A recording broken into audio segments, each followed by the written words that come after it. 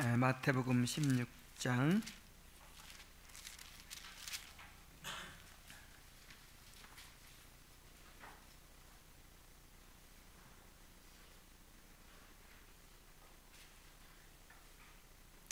어,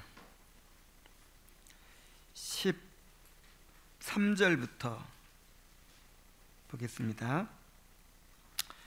예수께서 빌립보 가이사랴 지방에 이르러 제자들에게 물어 이르시되 사람들이 인자를 누구라 하느냐.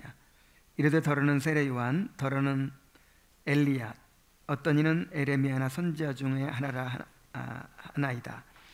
이르시되 너희는 나를 누구라 하느냐. 시몬 베드로가 대답하여 이르되 주는 그리스도이시요 살아계신 하나님의 아들이시니이다. 예수께서 대답하여 이르시되 바요나 시몬아, 내가 복이 있도다. 이를 내게 알게 한 이는 혈육이 아니요 하늘에 계신 내 아버지시니라.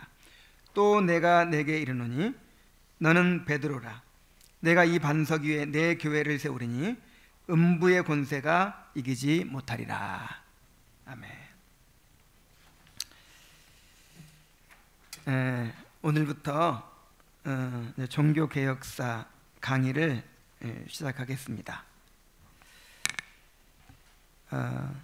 우리가 지금 전부 다 구입한 특강 종교개혁사라는 교재로 이제 올해 남은 몇 주 동안 종교개혁사를 공부하고 나서 내년부터는 주일 오후 예배 시간에 웨스트민스터 대요리 문답을 강해하려고 합니다. 그동안 웨스트민스터 총회와 그 유산에 대해서 꼭 공부를 하고 싶었는데 이번에 우리에게 정말 좋은 그런 교재가 나왔어요. 그동안 이 부분을 이렇게 자세하게 다룬 책이 없었어요.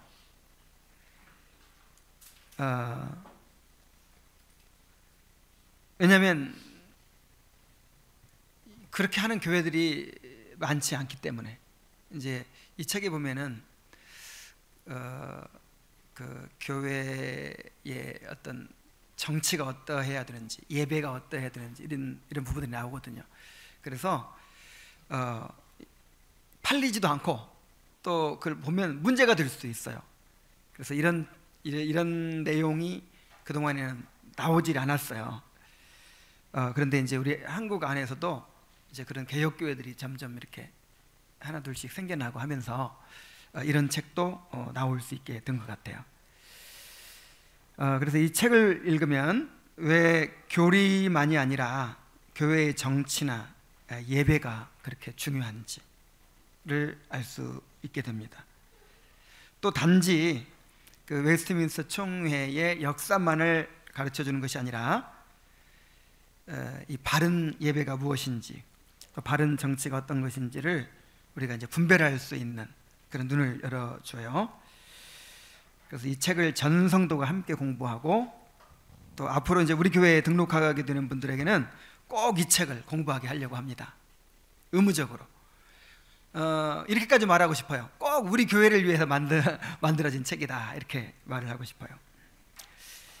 그래서 이 책을 어떤 방식으로 이제 공부해 가야 할지 고민을 많이 했는데 그냥 함께 그냥 읽어갈까 뭐 이렇게도 생각하고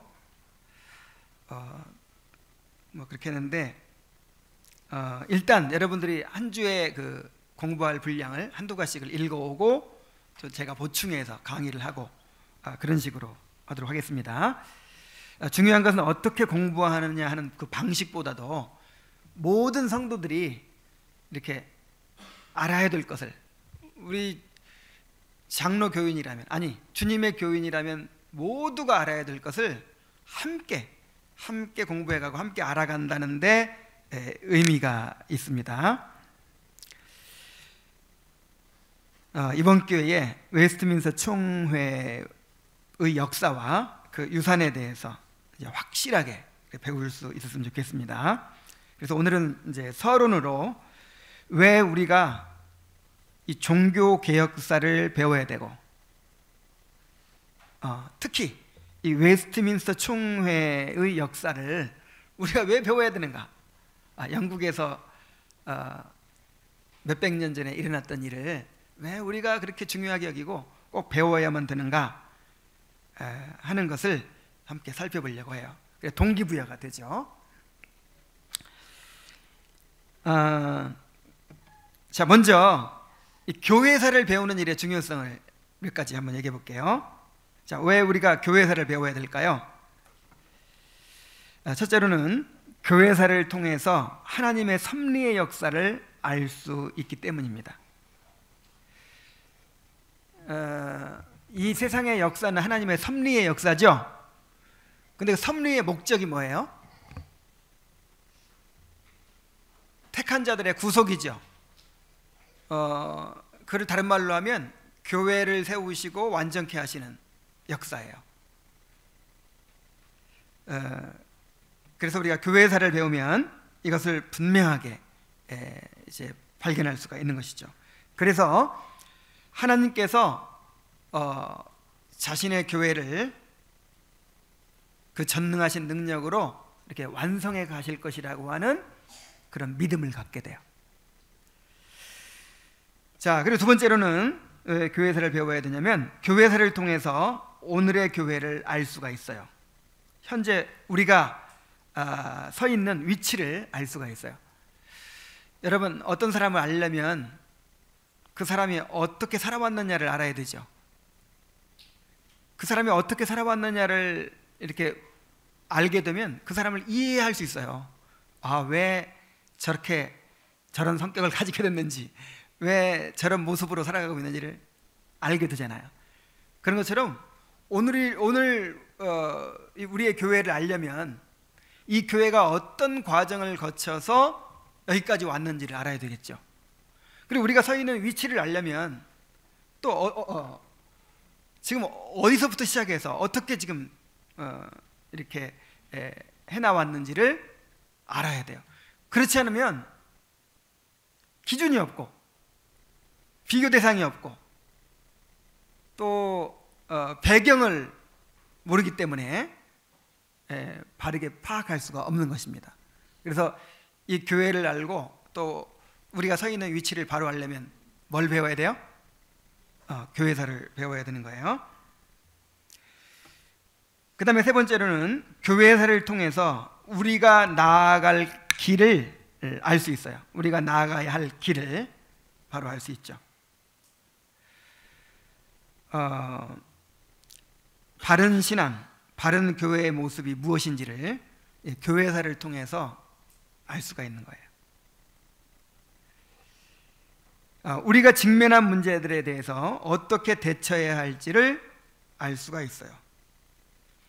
교회사를 보면 지금 현재 우리가 겪고 있는 모든 문제들이 이미 다 있었어요. 다. 이단들 다 있었어요. 그런 것들을 어떻게 이 교회가 이제 이렇게 대처해 왔고, 어떻게 실패했고, 어떻게 그것을 극복해 왔고, 이것을 이제 우리가 살펴보면서 현재 우리가 당면하고 있는 온갖 문제들에 대해서 지금 우리는 어떻게 대처해야 될지를 이제 발견할 수 있는 거예요. 그래서 교회사를 제대로 배우면요, 이단이 나올 수가 없어요. 사실은 무슨 얘기인지 아시겠죠? 만약에 교회사를 쭉 이렇게 배운 사람이라면 이단적인 주장을 할 수가 없어요.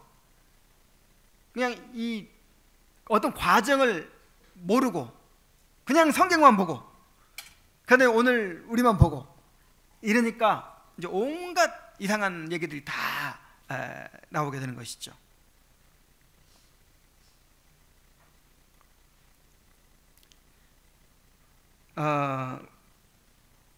그래서 우리가 직면한 문제들에 대해서 어떻게 이 교회가 대처해야 될지를 알 수 있고, 우리가 어떻게 바른 교회를 세워나갈 수 있을지 그것을 알 수 있어요. 뿐만 아니라 우리의 신앙이 어떠해야 할지를 또 배우게 되는 것이죠.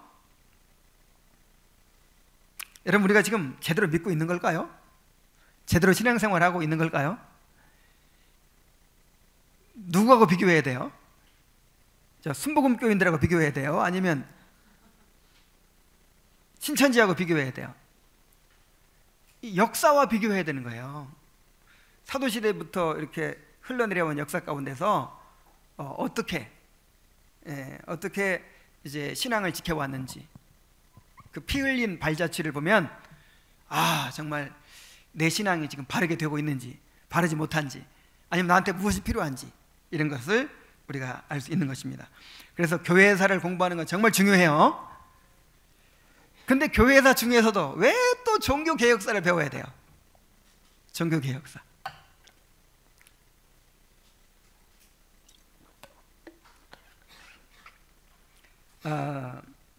16세기에 일어났던 종교개혁은 사도들을 통해 전해진 원래의 신앙, 원래의 교회의 모습으로 돌아가자는 운동이었죠.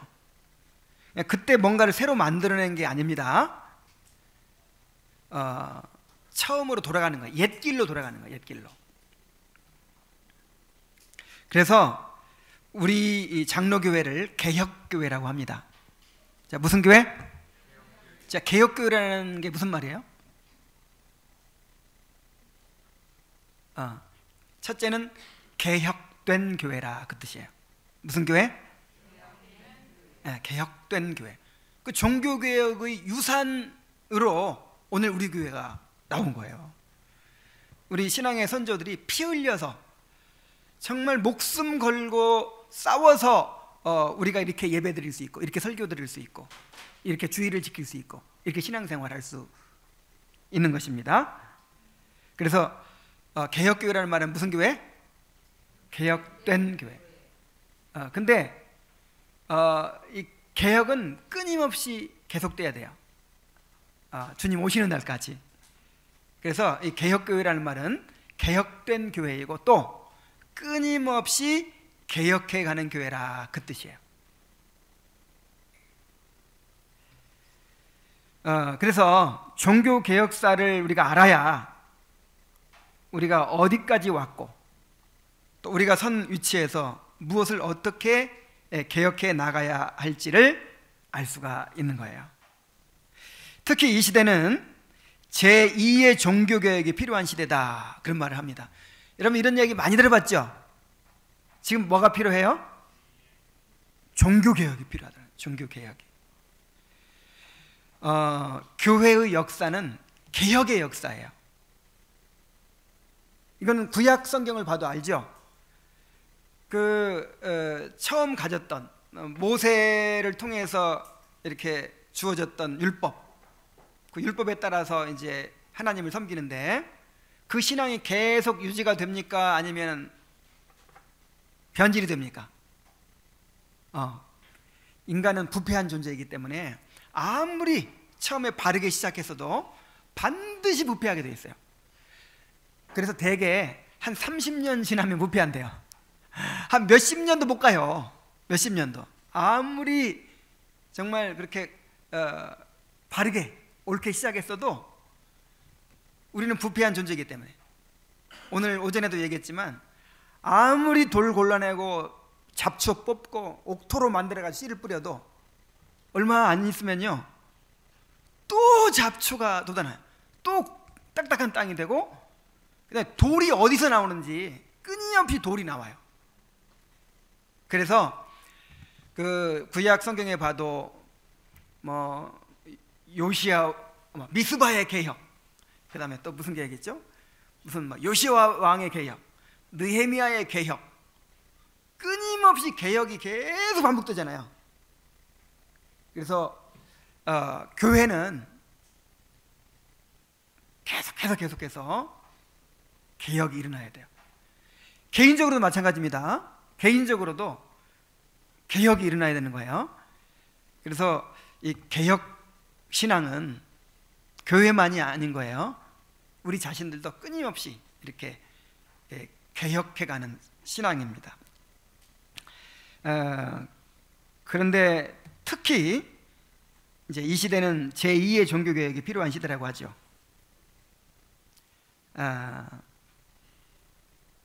그야말로 그 16세기에 일어났던 그런 정도의 개혁이 일어나야만 이 교회가 살 수 있다 이거예요. 지금 그래서 우리가 그 종교 개혁의 역사를, 왜냐하면 그 역사를 계승하고 또 계속해서 개혁해가는 그런 사람들이잖아요, 우리가. 그래서 그 종교개혁의 역사를 알아야 되는 것이죠. 자, 그런데 종교개혁의 역사 중에서도 왜 웨스트민스터 총회를 알아야 될까요? 이제 그 종교개혁 역사 중에서도 웨스트민스터 총회의 역사, 그리고 그 총회가 남긴 그 유산을 알아야 될까요?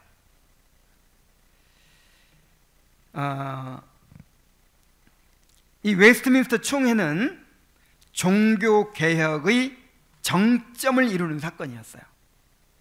16세기에 종교개혁이 일어나서 이제 우리가 공부해보면 알지만 개혁이 한꺼번에 되는 거 아니죠. 한꺼번에 완성되는 거 아니에요.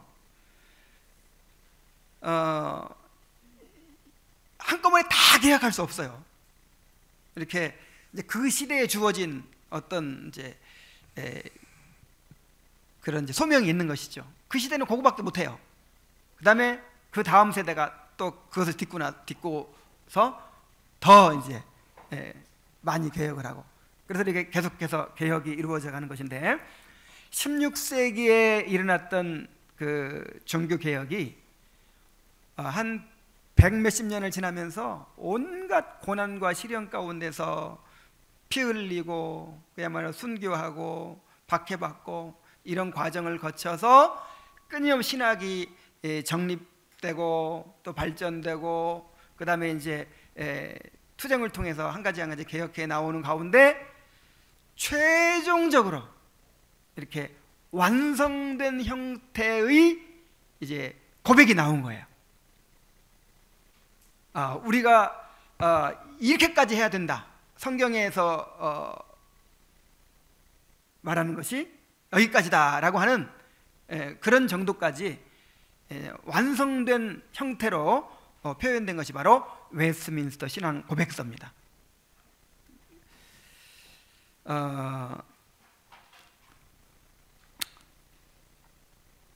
이 웨스트민스터 신앙 고백서가 나온 이 웨스트민스터 총회는 그야말로 이 교회를 보존하시는 하나님의 놀라운 섭리를 보여줘요. 하나님께서 그 역사를 주관하셔서, 그 영국의 역사, 스코틀랜드의 역사, 뭐 이런 역사들을 주관하시고 왕들을 주관하시고 해서 정말 기적같이 만들어진 것이 바로 이 웨스트민스터 신앙 고백서입니다. 이걸 이제 앞으로 우리가 공부해 보면 그를 역력히 느낄 수가 있어요. 그래서 이 웨스트민스터 총회의 산물인 웨스트민스터 신앙 고백서는 우리가 성경을 이해하는 기준이 됩니다. 또 우리 신앙과 실천의 기준이 됩니다. 그렇게 받아들인 사람들이 장로교인들이에요. 물론 지금 그렇게 안 받아들이는 사람도 있죠. 근데 나중에 그런 사람들이 나온 것이지, 처음에는 다 그거밖에 없는 거예요. 정통교회는 다. 무슨 얘기인지 아시겠죠? 카톨릭에서 성공해서 개혁하고 나온 그 정통교회는 다 이것을 기준으로 삼는 거예요. 그러다가 나중에 이제 알미니안주의자들 나오고 감리교도 나오고 성결교도 나오고 선봉교만 나온 것이지, 이것이 정통교회의 기준인 거예요. 기준. 종교개혁의 완성 정점이에요. 그래서 이제 딴 사람들은 이거를 이제 다 버렸지만, 우리 이거를 끝까지 붙들고 있는 사람들이 바로 이제 이 개혁 신앙을 가진 장로교인들이죠. 그래서 이 웨스트민스터 신앙 고백서, 대소요리문답, 또 예배모범, 정치모범, 이런 그 웨스트민스터 총회가 남긴 유산들은 우리 장로교회 총회의 헌법에 들어있어요. 여러분 헌법책 보신 분 계세요? 이 헌법책을 보면 여기에 이제 웨스트민스터 신앙 고백서가 들어있고, 그 다음에 대요리 문답이 들어있고, 소요리 문답이 들어있고, 예배 모범이 들어있고, 정치 모범이 들어있어요. 그 다음에 이제 그거를 이제 근거해가지고 우리가 대한예수교 장로회 총회를 어떻게 이끌어갈 것인가 하는 구체적인 헌법이 이제 나와 있는 거예요. 그래서 장로교회에서 목사가 되려면, 또 집사가 되려면, 장로가 되려면 그런 선서를 하죠. 서약을 하죠. 나는 웨스트민스터 신앙 고백서가 말하는 대로 그렇게 따르겠습니다. 이런 서약을 하고 장로도 되고 집사도 되고 목사도 되는 것이죠. 장로, 목사, 집사만 기준으로 삼는 것이 아니라 정말 우리 장로교인이라면 누구나가 확실한 기준을 가지고 있는 것입니다. 그 기준을 알아야겠죠. 그리고 그냥 여기 기록된 대로 그냥 아는 건 아는 게 아닌 거예요. 이것이 나오게 된 그 배경을 알아야 되는 거예요. 배경. 이 웨스트민스터 신앙 고백서가 말하는 이 내용들이 어떤 과정을 거쳐서 오늘 나에게까지, 우리에게까지 왔는가, 이걸 알아야 적용이 가능해. 적용이. 이런 걸 모르면서 그냥 무조건 갖다 대면 이런 걸 이제 소위 뭐 교조주의 이런 식으로 말하죠. 이 뭡니까? 그냥 문구. 그 말이 어떤 배경으로 나온지도 모르고 그 문구 자체에 얽매여 가지고 막 아무데나 들이대고 아무나 판단하고 이렇게 된단 말이에요. 그래서 이 배경을, 그 총의 역사를 알고 배경을 아는 거 정말 중요합니다. 그리고 또 한 가지. 자, 지금까지 이제 어떤 얘기했죠? 왜 교회사를 배워야 되는가? 그 교회사 중에서도 왜 종교개혁사가 중요한가? 그리고 종교개혁사 중에서도 특히 뭘 알아야 된다고요? 웨스트민스터 웨스트민스터 총회의 역사를 우리가 알아야 되는가? 여기까지 얘기했는데, 그 웨스트민스터 신앙 고백서가 왜 그렇게 중요합니까? 왜 그걸 그렇게 이 장로교인들은 주장을 하죠? 우리 개혁신앙의 특징이 뭐냐면 뭐예요? 성경 중심적이죠. 성경, 오직 성경, 성경이 기준이다. 그 다음에 개혁적이다. 끊임없이 개혁된 교회이고 또 개혁해가는 교회이죠. 개혁적이다. 그리고 또 한 가지 특징이 뭐냐면 신앙 고백적이라 그래요. 뭐라고요? 신앙 고백을 항상 주장해. 뭔가 했다면 신앙 고백부터 작성해. 어디서 개혁 운동이 일어났다. 그러면 그 결과로 항상 뭐가 나와요? 신앙 고백서가 나와요. 그래서 개혁교회는, 장로교회는 어딜 가든지 이 신앙 고백서가 있어요. 옛날부터 이렇게 웨스트민스터 신앙 고백서는 완전 완성돼 이제 그 정점이고, 그 전부터 계속해서 신앙 고백서들이 이제 이렇게 각 지역마다 다 있어요. 한 수백 개가 될 수도 있어요. 그래서 신앙 고백이라는 것이 무엇인지를 이거 여러 번 들어가지고 또 반복해 듣는 분도 계시겠지만, 왜 신앙 고백이 그렇게 중요한지를 또 이 서론에서 다루기를 원합니다. 자, 신앙 고백이라는 것이 무엇입니까? 우선 용어부터 정리를 한번 해야 돼요. 신조가 있고 신앙 고백이 있고 요리문답이 있어요. 자, 신조, 신앙 고백, 요리문답이 어떻게 다릅니까? 자, 신조라는 말은 이제 신경이라고도 하는데, 성경의 진리에 대하여 교회가 믿는 바를 핵심적으로 요약하여 진술한 것, 이렇게 정의할 수 있어요. 근데 좀 간단하겠죠. 성경의 진리에 대하여 교회가 믿는 바를 핵심적으로 요약해서 진술한 것이 바로 이제 신경인데, 대표적인 게 뭐가 있어요? 사도신경, 니케아 신경, 이런 게 있죠. 길지 않아요. 그냥 외울 수 있는 짧은. 그 다음에 신앙 고백은 어떻게 다릅니까? 신앙 고백은 성경의 진리에 대하여 교회가 믿는 바를 기록했다는 것은 같은데 세부적인 내용을 담고 있다는 게 달라요. 신조와 비교해서. 그래서 보통 신조하면 이렇게 거의 외울 수 있을 정도로 짧지만 신앙 고백하면 그거를 세부적으로 이렇게 각 분야별로 세부적으로 진술한 것이기 때문에 굉장히 길어요. 종합적인 거예요. 그럼 요리문답은 뭡니까? 요리문답. 요리문답은 뭐냐면 요즘에는 이거를 이제 교리문답으로 좀 알기 쉽게 바꿔서 얘기를 합니다. 교리문답 혹은 요리문답. 이게 뭐냐면 신앙 고백서를 이제 배워야 되잖아요. 이것이 교회의 공적인 고백이기 때문에 모든 신자가 다 알아야 돼요. 근데 신앙 고백서가 방대하고 또 어려운 내용이기 때문에 이걸 모든 교인들이 쉽게 알 수 없잖아요. 그래서 이것을 이제 공부시키는 교재를 만드는 거예요. 공부시키는 교재, 문답식 교재. 그게 바로 요리문답입니다. 그래서 웨스트민스터 신앙 고백서가 있고 그 다음에 그 신앙 고백서를 배울 수 있는 대요리문답이 있고 그 다음에 이제 어린이들을 가르치기 위한 또 초신자들을 가르치기 위한 소요리문답이 있고 이렇게 되는 것이죠. 자, 하이델베르크 요리문답은 어떻게 되는 거죠? 그건 무슨 신앙 고백서가 따로 있는 게 아니라 그냥 요리문답으로만 만든 거예요. 그래서 하이델베르크 신앙 고백서라고는 하지 않죠. 그런데 우리가 한 가지 짚고 넘어가야 될 사실은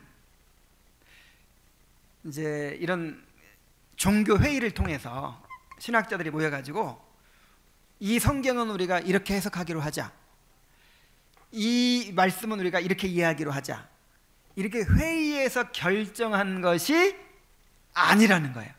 그렇게 오해하는 사람도 있어요. 그게 아니고 교회가 그동안 믿어왔던 바를 그냥 당연히 믿어왔어요. 그냥 당연히 믿어왔는데 어떤 필요가 생긴 거예요. 제자들이 삼위일체 믿었어요? 안 믿었어요? 믿었죠. 예수님을 하나님이라고 하잖아요. 그냥 당연히 예수님은 하나님이야. 당연히 성령님은 하나님이야. 당연히 삼위일체를 믿고 있어요. 삼위일체는 말도 없어요. 그 당시에는 삼위일체는 한 4세기나 돼가지고 처음으로 삼위일체라는 말이 나왔어요. 그전에는 삼위일체라는 말도 없어. 그냥 당연하게 믿는 거야. 그렇게. 그런데 이단이 등장하는 거예요. 예수는 신이 아니다, 하나님이 아니고 하나님의 피조물이다, 뭐 이런 식으로. 그러니까 여태까지 믿어왔던 그 공적인 신앙을 뭔가 그냥 공식화 시킬 필요가 있어요. 이단들을 대처하기 위해서.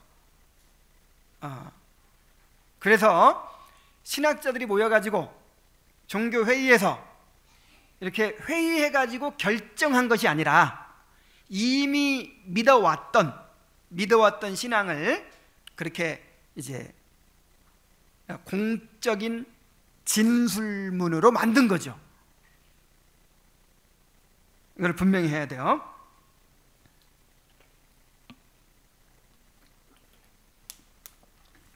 자, 왜 이런 게 있어야 될까요? 여기 성경적인 근거가 있고 또 교회사적인 또 필요가 있겠죠. 먼저 성경적인 근거. 오늘 우리가 읽은 본문 말씀을 한번 보세요. 다시 보겠습니다. 예수께서 빌립보 가이사랴 지방에 이르러 제자들에게 물어 이르시되 사람들이 인자를 누구라 하느냐? 이르되 더러는 세례 요한, 더러는 엘리야, 어떤 이는 에레미야나 선지자들 중에 하나라 하나이다. 자, 지금 수많은 사람들이 예수님을 따르고 있어요. 다 예수님을 믿어요. 근데 믿음의 내용이 달라요. 똑같은 예수님을 믿는다고 하면서 따르는데 그 믿음의 뭐가 달라요? 내용이 달라. 어떤 사람은 저분은 선지자 중에 한 분이야. 그리고 믿어요. 그 다음에 또 엘리야가 엘리야로 하나님 보내주신 분이야. 어떤 사람은 세례 요한이 부활했어, 에레미야 같은 선지자 중에 하나야, 그러면서 따르는 거예요. 자, 이런 사람을 구원받을 수 있어요, 없어요? 없어요. 이런 사람들 아무리 100만 명이 따라도 인정할 수 있어요, 없어요? 없어요. 주님은 분명한 신앙 고백을 요구하십니다. 그래서 제자들한테 너희는 나를 누구라 하느냐 이렇게 질문하는 거예요. 그러다 시몬 베드로가 주는 그리스도시요 살아계신 하나님의 아들이시니이다. 그리스도께 대한 완벽한 신앙 고백이에요. 주는 그리스도시라는 거예요. 그리스도가 누구예요? 하나님께서 보내주심하고 한 메시아, 왕이요, 선지자요, 왕이요, 제사장이신 우리의 구세주 그리스도. 근데 그분이 또 누구라고요? 살아계신 하나님의 아들이시다. 이 하나님의 아들이란 말은 하나님이라 그 뜻입니다. 하나님의 아들을 할 때 우리 구원받은 사람을 가리킬 때도 있지만 예수 그리스도에 대해서 얘기할 때는 항상 하나님이라는 뜻이에요. 그리고 완벽한 신앙 고백이죠. 그래서 예수님께서 말씀하십니다. 예수께서 대답하여 이르시되 바요나 시모나 내가 복이 있도다. 이를 내게 알게 하니는 혈육이 아니요 하늘에 계신 내 아버지시니라. 또 내가 내게 이르노니 너는 베드로라. 내가 이 반석 위에 내 교회를 세우리니 음부의 권세가 이기지 못하리라. 내가 이렇게 신앙 고백을 하는 이 사도들 위에다가 사도들을 기초로 해서 내가 교회를 세우겠다. 바른 신앙 고백을 가진 이 사도들 위에 교회를 세우겠다. 이렇게 말씀하고 계시죠.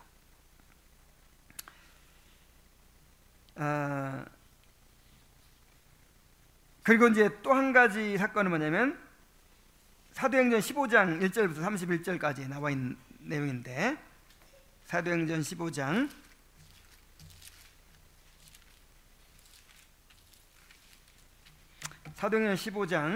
1절부터 31절.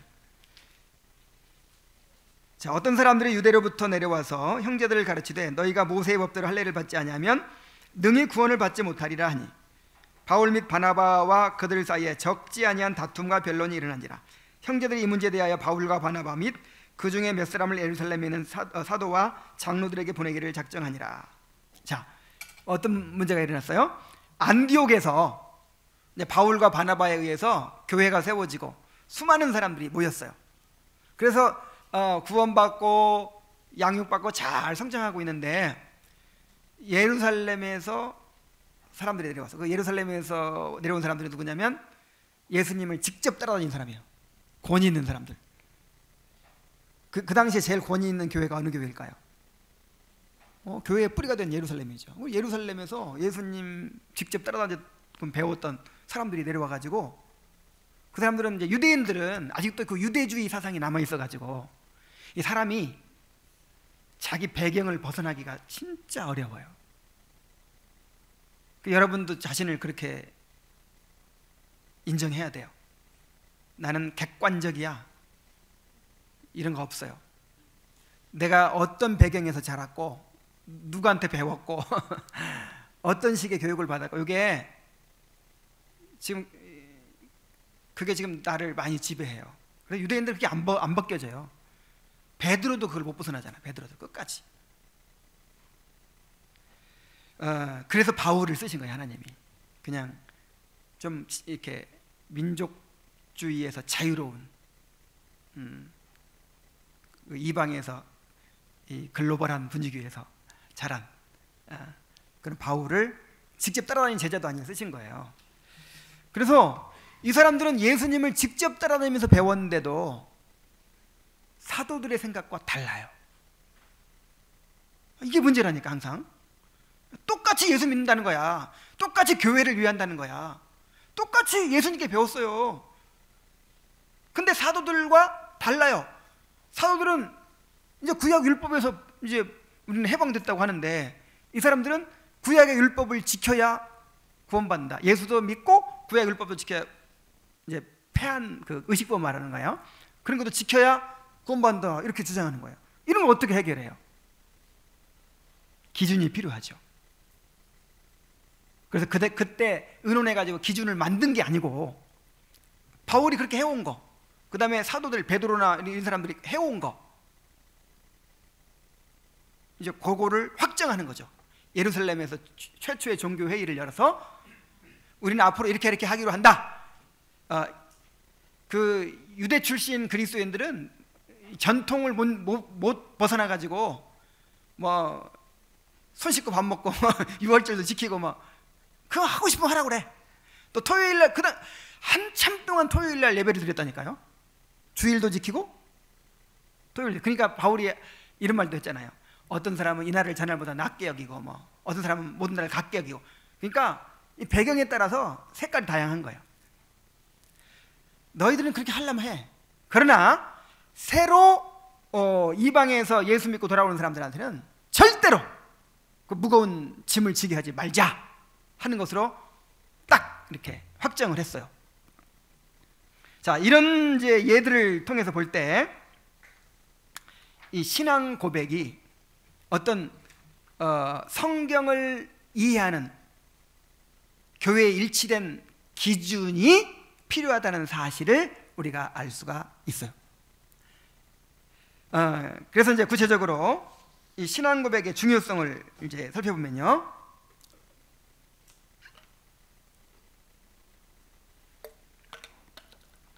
자, 신앙 고백은 성경 이해의 기준이 되며 신앙과 삶의 기준이 됩니다. 제일 답답한 사람들이, 말이 안 통하는 사람이 어떤 사람인지 아세요? 나는 성경만 봐. 나 인간의 책은 안 봐. 오직 성경만 봐. 정말 성경적이죠. 그러면 다 성경만 본다고 하지. 근데 성경만 본다는 사람들이 다 다르다니까. 그럼 어떻게 해요?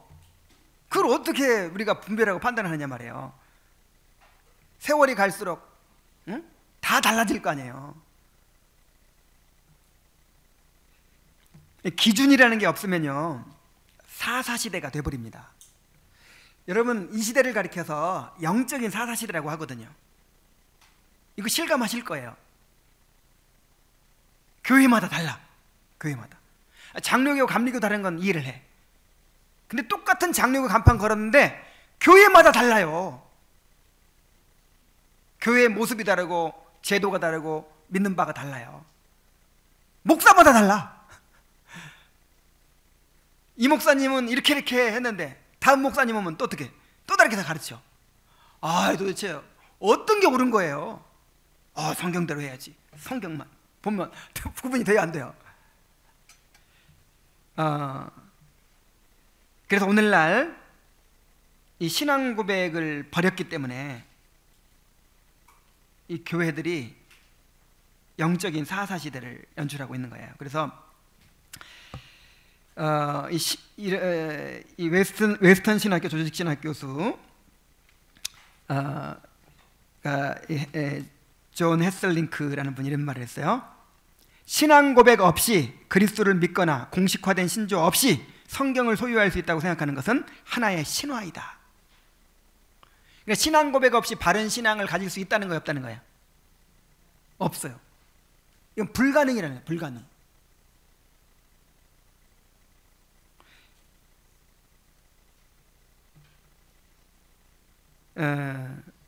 그래서 사도신경도 나중에 나오니까 나중에 설명합시다. 사도신경부터 시작해서 이렇게 교회 신앙 고백들이 그래서 만들어진 거예요. 그래서 자꾸 이단들이 나오고 똑같이 성경만 본다고 하는데, 성경 중심으로 한다고 하는데 다른 주장을 하고 하니까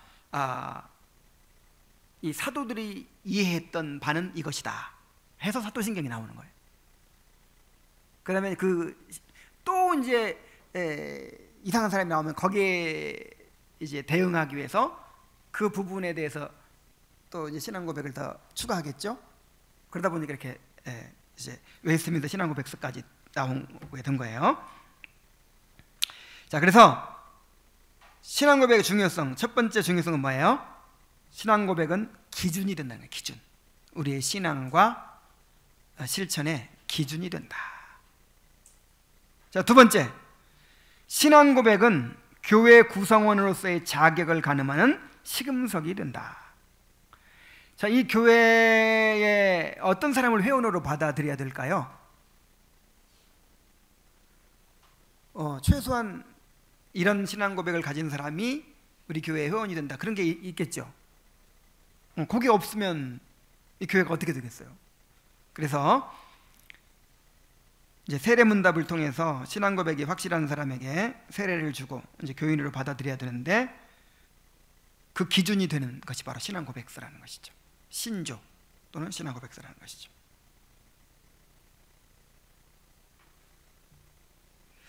자, 그다음 세 번째, 신앙 고백은 교인들을 교육하는 교재가 됩니다. 그러니까 교인들이 무엇보다도 알아야 될 거 뭐겠어요? 신앙 고백서죠. 그래, 요즘에 그 제자 훈련 교회제 엄청 나오고 무슨 교리서들 나오고 그런데 무슨 기가 막힌 복음을 깨달았다고 가르치고 뭐라 가르치고 하는데, 여러분 그 요리 문답에 다 있어요. 다 있는 게 아니라 제대로 된 것이 다 있다. 제대로 된 것이, 진짜 깊은 복음의 진리가 다 있어요. 근데 그런 거 다 그냥 묻어버리고 어디서 그냥 이상한 거, 성경 보다가 계시받은 거 지리산에서 3년, 계룡산에서 5년 이렇게 깨달은 거, 그런 거 가르치니까 교회가 이 모양이 이 꼴이 된 거예요. 이 신앙 고백서 보면 다 있어요. 하여간 이 복음의 깊은 진리가 다 있어. 다 새로운 거 없어요. 분명히 그렇게 돼 있는데 공부는 안 배우고, 그건 몇백 년 전 문서니까 이제 요즘 새로 나온 게 얼마나 좋아요. 휴대폰도 새 것이 좋아요, 옛날 것이 좋아요? 새 것이 좋잖아요. 그러니까 그런 건 새 것이 좋은 줄 알고. 근데 하나님께서 말씀하셨어. 옛적 길로 가라 그랬어요. 무슨 길? 사도들이 갔던 길, 우리 교부들이 갔던 길, 종교개혁자들이 갔던 길, 또 청교도들이 갔던 길, 그 옛적 길로 가야 바른 길인 거예요. 그래서 성도들에게 뭘 가르쳐야 돼요? 무슨 다른 성경 공부 필요 없어요. 신앙 고백서를 가르쳐야지. 성경 자체를 가르치고, 그 다음에 또 뭘 가르치고? 신앙 고백서를. 그래서 이제 우리가 성경을 계속 창세기부터 계시록까지 이렇게 차례로 우리가 이제 말씀을 듣습니다. 근데 또 스스로 볼 줄도 알아야 되잖아요. 그래서 이제 신앙 고백서를 통해서 스스로 연구할 수 있도록 만들어주는 거예요. 이제 그 성경을 보는 기준이 되니까, 이해하는 어떤 지침이 되니까, 이제 스스로 내가 성경을 읽기도 하고 주석을 사놓고 공부하기도 하고 할 수가 있는 거예요. 여러분들 웬만하면 그냥 칼빈 주석 한 질씩은 다 들여놓으세요. 개인적으로도 성경을 연구해 가야지.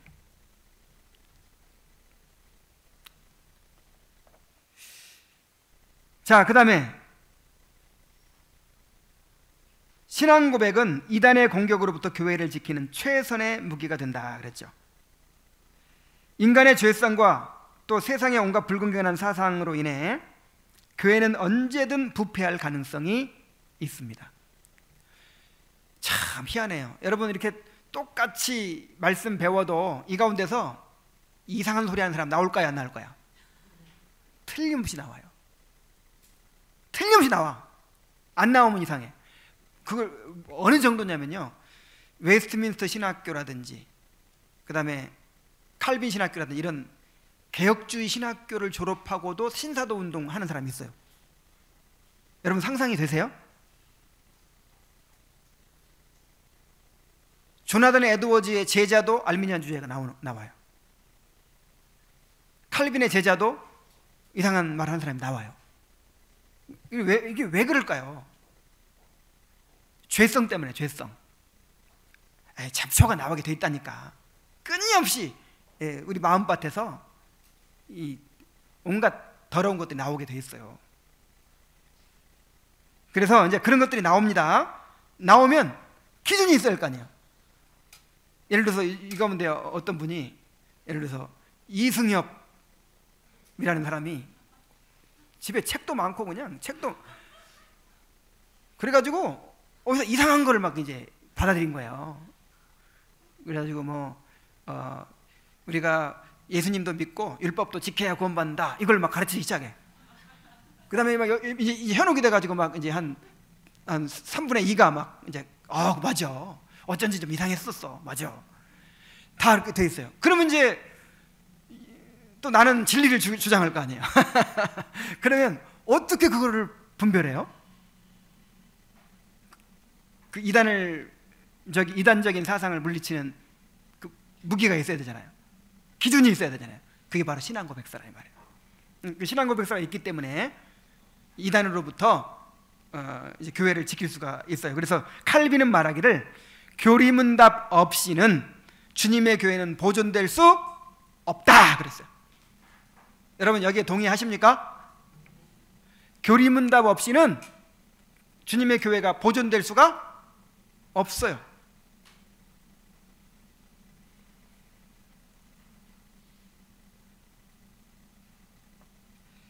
자, 교회에서의 중요한 신앙 고백서들을 간략히 살펴봅니다.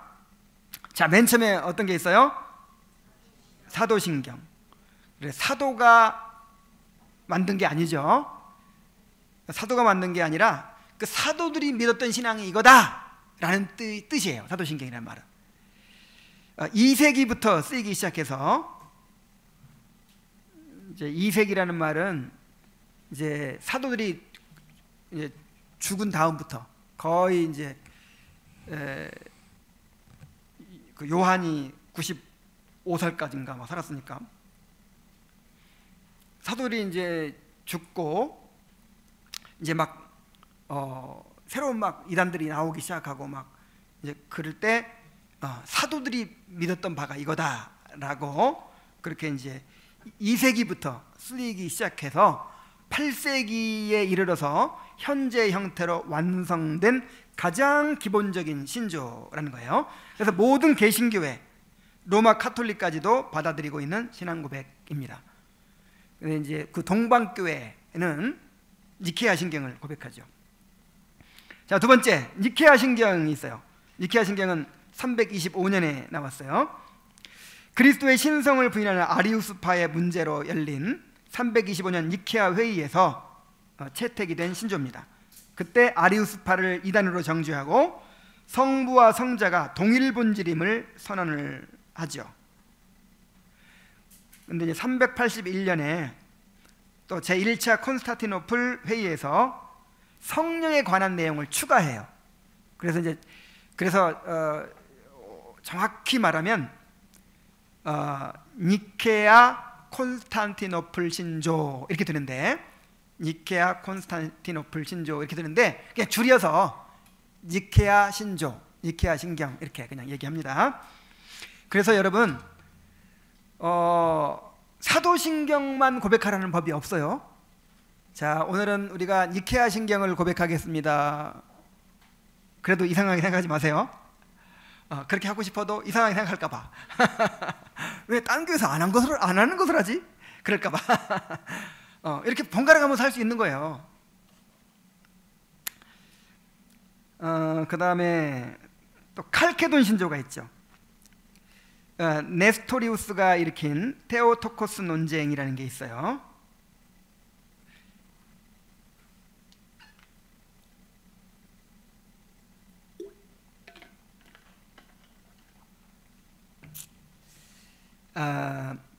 그 다음에 유티케스의 단성론 등 기독론 교리 논쟁을 해결하기 위하여 451년 소집한 칼케돈 회의에서 채택한 신조입니다. 이거 테오토코스, 단성론 이런 거 전에 다 설명을 했었는데 또 여기 또 설명하면 시간 많이 걸리니까 그냥 넘어갑시다.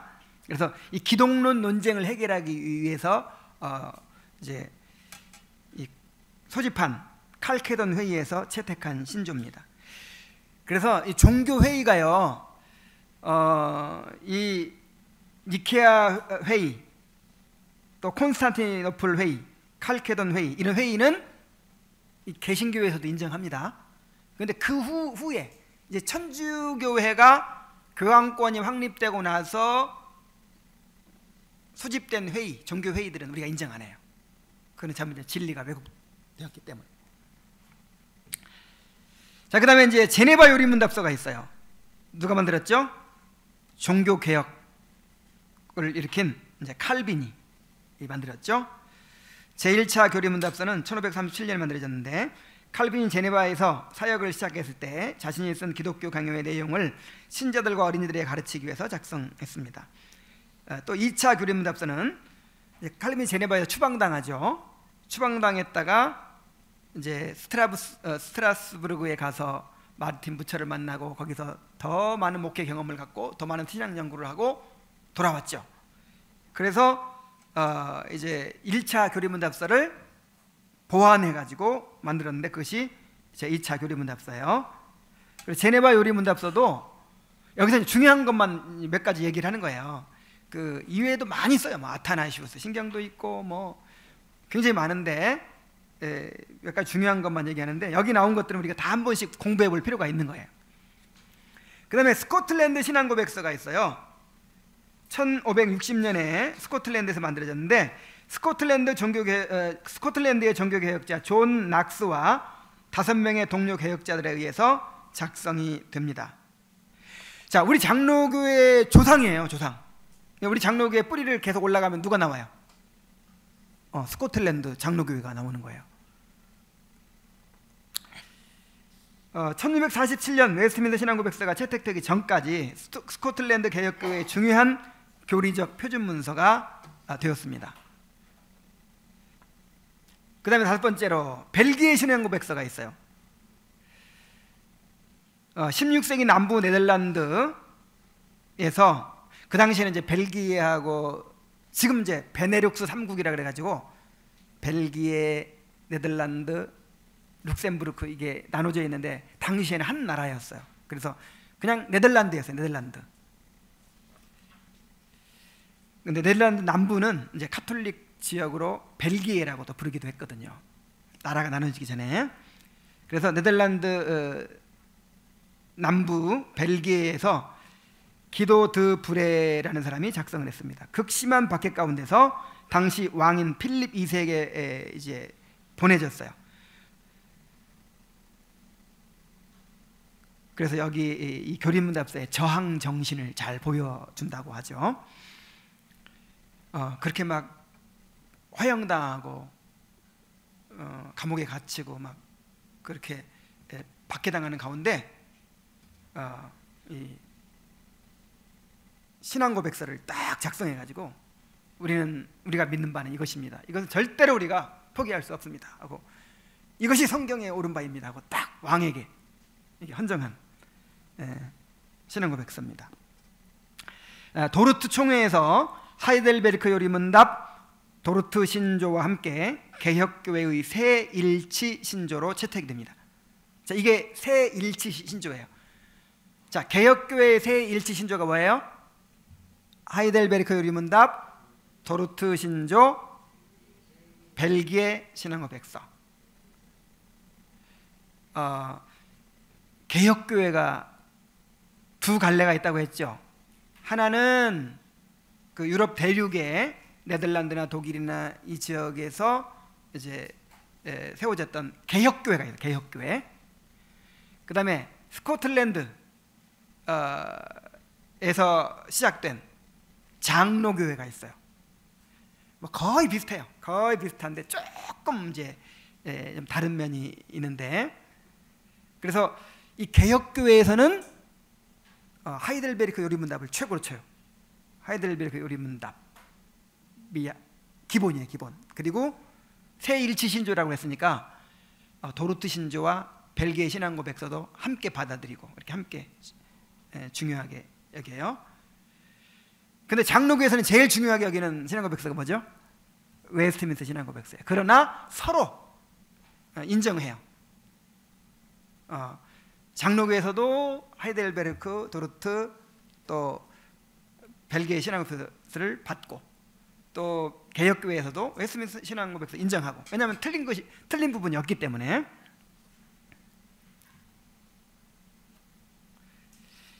자, 하이델베르크 요리문답이 있죠. 1563년에 작성됐습니다. 독일 하이델베르크 대학의 교수 우리시누스와 궁정설교가 올레비아누스에 의해 작성이 됩니다. 이 당시 하이델베르크 지역은 이 루터파, 그 다음에 개혁파, 그리고 또 뭐가 있습니까? 카톨릭도 있고, 카톨릭, 루터파, 개혁파, 뭐 이런 온갖 파들이 그냥 서로 막 논쟁하고 서로 이렇게 교리적인 혼란이 있었어요. 그리고 그 지방의 영주가 어떤 신앙을 가졌느냐에 따라서 완전히 바뀌어버리는 거예요. 만약에 이제 카톨릭을 좋아하는 사람이 영주가 됐다, 그러면 이제 루터파, 개혁파 다 죽어요.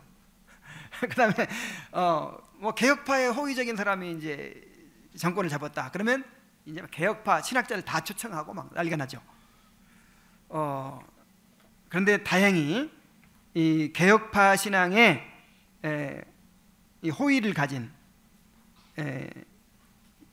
그 당시 그 하이델베르크라는 도시가 이제 팔즈라는 그 지방의 수도였거든요. 그 팔즈의 제후인 이 프레드릭 3세가 신학적 혼란을 해결하고 백성들을 건전한 신앙으로 교육하기 위해서 요리문답서를 작성하게 합니다. 그래서 유럽의 개혁교회들에서는 하이델베르크 요리문답을 가장 중요한 신앙고백서로 여깁니다.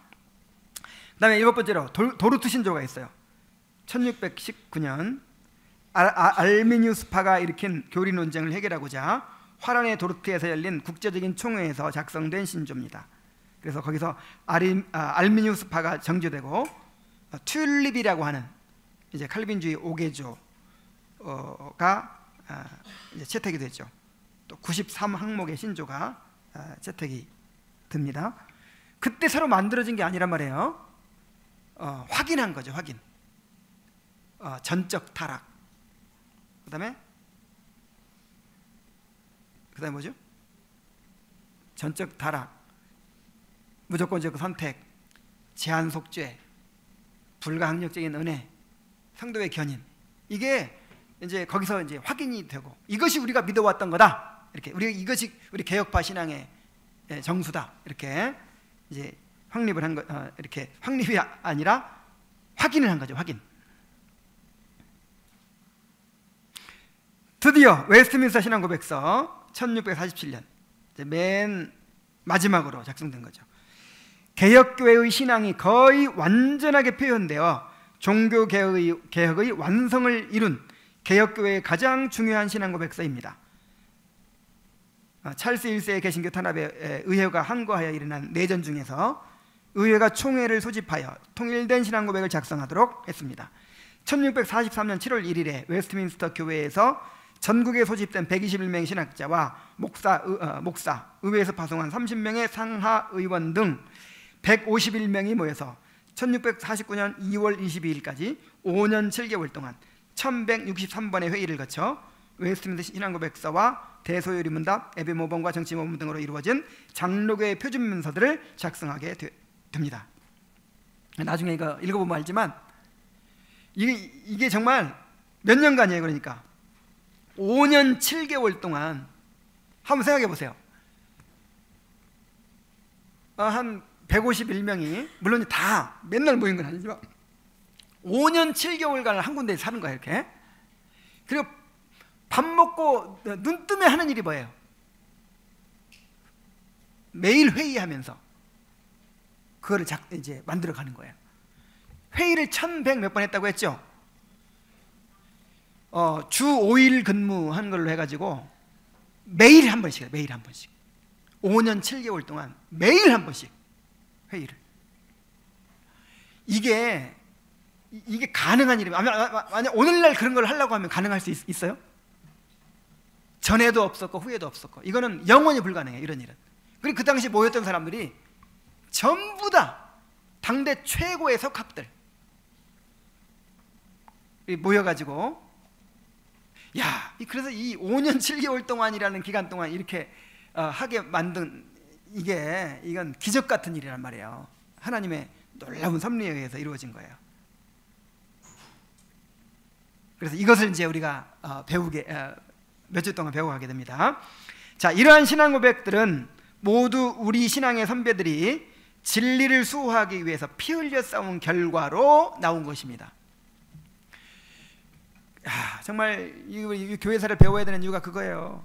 여러분, 우리가 이렇게 마음 놓고 성경을 볼 수 있는 거, 이게 숱하게 화형당하고 감옥 가고 매를 맞고 한 우리 신앙의 선조들 때문에 이렇게 된 거예요. 이렇게 예배를 막 한국말로 이렇게 드릴 수 있는 거 설교를 드릴 수 있는 말씀 중심의 예배가 된 거, 하나하나가 우리 시편산송을 부를 수 있는 거, 에이 이런 어려운 시편산 왜 불러? 이러는 사람도 있지만 이거 다 피 흘려서 얻어진 결과예요. 하나하나가 다. 그렇지 않으면 지금도 아직도 미신에 쌓여가지고 그런 생활을 해야 돼.